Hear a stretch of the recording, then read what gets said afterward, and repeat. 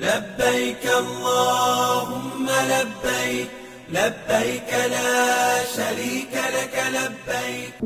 Dua jemaah haji asal Luwu Utara Sulawesi Selatan, Kartini dan Hasma, tampak bersemangat usai berbelanja di depan Hotel Sektor 2 Mekah Senin pagi 26 Mei 2025. Keduanya membawa kantong belanjaan di tangan kiri dan kanan.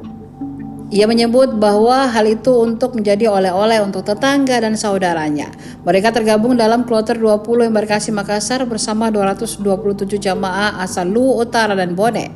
Kloter ini merupakan rombongan terakhir gelombang pertama yang tiba di Madinah sebelum bergeser ke Mekah. Pasar tempat mereka berbelanja disebut Pasar Kaget, hanya muncul saat musim haji khusus ketika jamaah Indonesia memadati kota Mekah.